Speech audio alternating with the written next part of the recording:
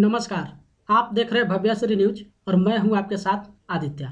इस वीडियो में आप देखेंगे कि इंटरनेट होता क्या है, इंटरनेट का डाटा आखिर हम तक पहुंचता कैसे है और इंटरनेट वर्क कैसे करता है। ये सब सारी चीज़ें इस वीडियो में हम आपको बताने वाले हैं। कोशिश करेंगे कि बिल्कुल आसान भाषा में इंटरनेट से जुड़ी हुई हर बातों को हम आपको बता सकें। हालांकि ये टेक्निकल वीडियो होगा तो जाहिर सी बात है इसमें टेक्निकल वर्ड का भी यूज होगा, लेकिन जब टेक्निकल वर्ड यूज होगा तो हम कोशिश करेंगे उस वर्ड को डिस्क्राइब कर सकें। सबसे पहले आप यहाँ पे ये समझ लीजिए कि इंटरनेट होता क्या है। इंटरनेट को हमें समझने के लिए इंटरनेट को दो पार्ट में हमको डिवाइड करना पड़ेगा। पहला इंटर और प्लस नेट। जहाँ इंटर का मतलब हो जाता है इंटरनेशनल और नेट का मतलब हो जाता है नेटवर्क, यानी कि ऐसा उपकरण जो अंतर्राष्ट्रीय नेटवर्क को जोड़ने का काम करता है, यानी कि कम्युनिकेट करने का काम करता है, उसको हम लोग इंटरनेट करते हैं।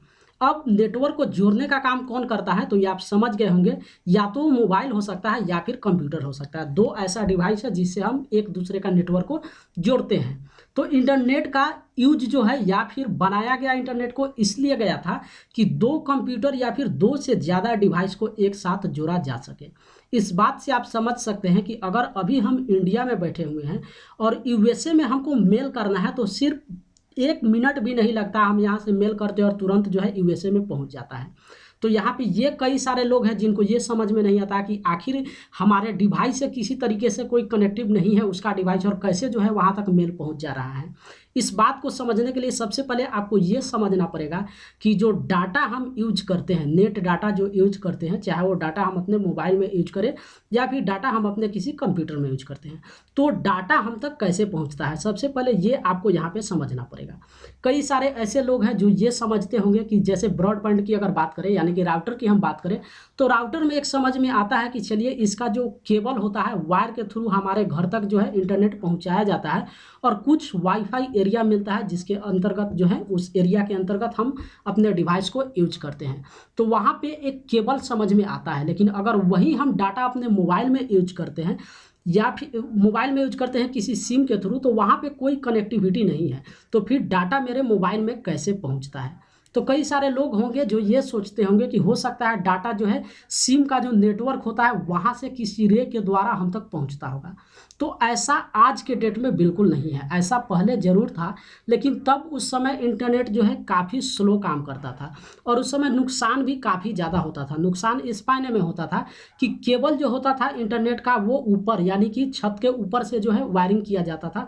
उसमें जब आंधी तूफान आता था तो उसमें तारों का डैमेज होने का काफ़ी ज़्यादा संभावना होता था, जिसको लेकर आज के डेट में अगर इंटरनेट की पूरे विश्व की बात करें तो 90% जो डाटा है, यानी कि 100% अगर पूरे विश्व में इंटरनेट यूज हो रहा है तो उसका 90% जो केबल होता है, वायर होता है, वो समुद्र के अंदर बिछा हुआ होता है।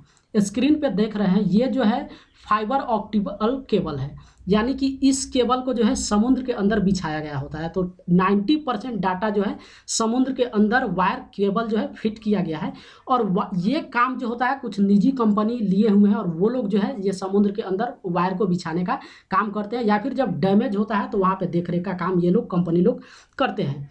हालांकि ये जो फाइबर ऑप्टिकल केबल है ये काफ़ी सस्ता होता है और नुकसान भी जो है काफ़ी कम होता है।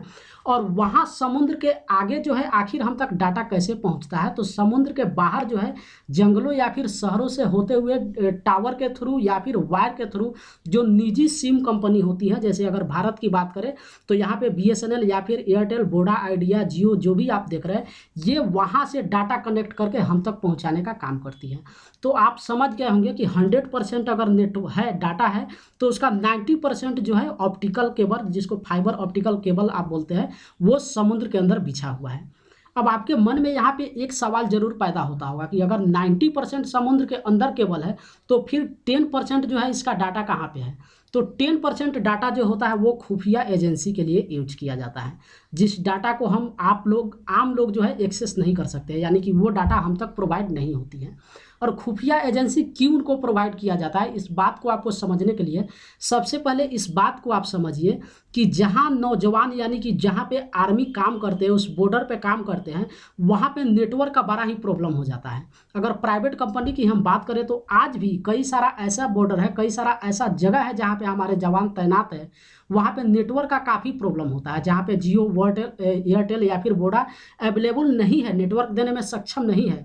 लेकिन आप समझ सकते हैं उस जगह पर भी वैसे आर्मी का जो वायरलेस मोबाइल होता है जिसको आप देखते होंगे, उसका डाटा जो है अवेलेबल होता है, उसका कनेक्शन अवेलेबल होता है, तभी वो लोग एक दूसरे से जो है कम्युनिकेट कर सकते हैं वहाँ पे।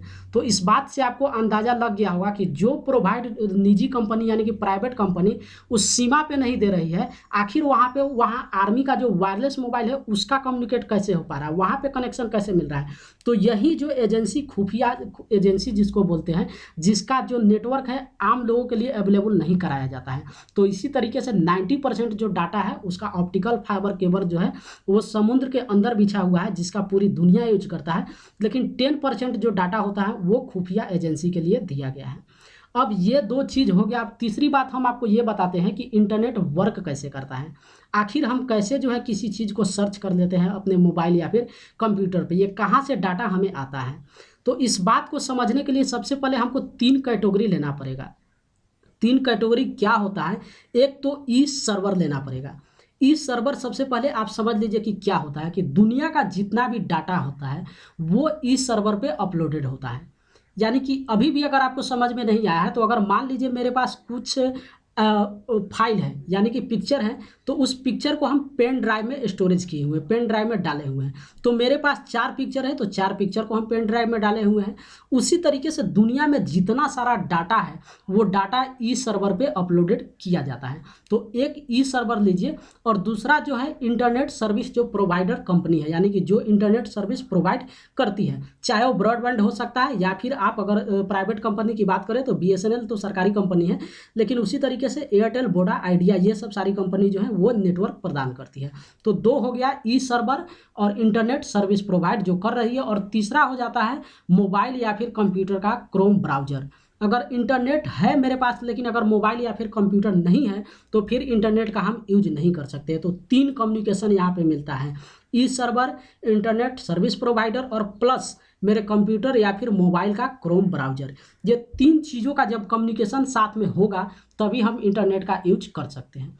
अब आपको बताते हैं कि हम गूगल पे जाके अगर अपने मोबाइल या फिर कंप्यूटर के क्रोम ब्राउजर पे गूगल ओपन करते हैं और वहाँ पे किसी चीज़ को सर्च करते हैं तो उसका जो रिजल्ट है मेरे पास कैसे पहुँचता है। तो जैसे हम अपने मोबाइल के क्रोम ब्राउजर पे जाके सर्च कर रहे हैं, तो जो भी टॉपिक आप सर्च करेंगे वो टॉपिक जो है क्रोम ब्राउजर पहुंचाता है, इंटरनेट सर्विस प्रोवाइड जो कंपनी कर रही है वहां तक आपका डाटा जाता है, और वो कंपनी जो है ई सर्वर से डाटा उठाती है और उसका काम होता है आप तक पहुंचाना।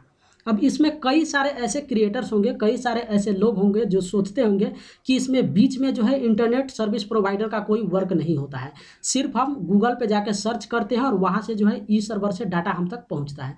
तो ऐसा बिल्कुल नहीं है। इस चीज़ को आपको समझने के लिए इस बात से आप समझ जाइए कि अगर हम जियो का डाटा यूज कर रहे हैं, जियो सिम हम यूज कर रहे हैं, तो हो सकता है जियो कई सारा ऐसा वेबसाइट है जिसको अपने प्लेटफॉर्म से हटा दिए हुआ है।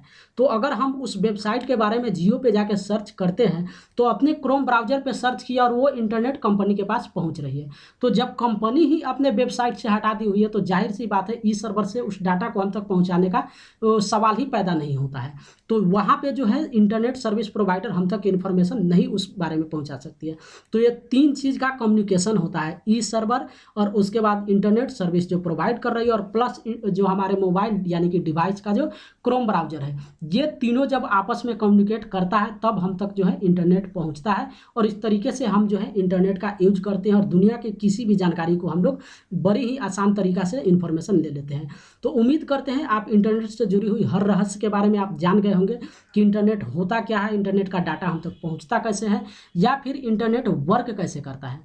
अब चलते चलते हम आपको यहाँ पे ये बता देते हैं कि मन में एक सवाल होगा कि आखिर इंटरनेट का आविष्कारक कौन है, इंटरनेट का खोज कौन किया है। तो एट प्रेजेंट आज भी अगर आप गूगल पे जाके सर्च करते हैं तो जाहिर सी बात है जिसने पहले शुरुआत किया होगा उसका नाम आपको जरूर मिल जाएगा, लेकिन इंटरनेट का अगर आविष्कारक की बात करें तो किसी एक का नाम लेना उचित नहीं है, क्योंकि इंटरनेट एक ऐसा चीज़ नहीं है कि उसको बना दिया गया और आज लोग यूज कर रहे हैं। नहीं, शुरू में इंटरनेट बहुत छोटा था, धीरे धीरे उसको डेवलप किया गया और इस इंटरनेट को डेवलप करने में न जाने कितने सारे साइंटिस्ट, कितने सारे आविष्कारक लगे हुए हैं। तो किसी एक का नाम लेना कि उन्होंने इंटरनेट को डेवलप किया है या फिर खोज किया है, ये शायद मेरे ख्याल से, या फिर गूगल पे भी जाएंगे तो यही इन्फॉर्मेशन मिलेगा कि शायद उचित नहीं होगा। तो यहाँ पे एक आदमी नहीं है इंटरनेट को फैलाने में पूरी दुनिया में। जैसा कि आप जान रहे हैं कि आज के डेट में इंटरनेट काफ़ी ज़िंदगी का महत्वपूर्ण हिस्सा बन चुका है और पूरी दुनिया में जो है इंटरनेट पाव फैला चुका है। तो इंटरनेट का आविष्कारक किसी एक का नाम लेना उचित नहीं होगा।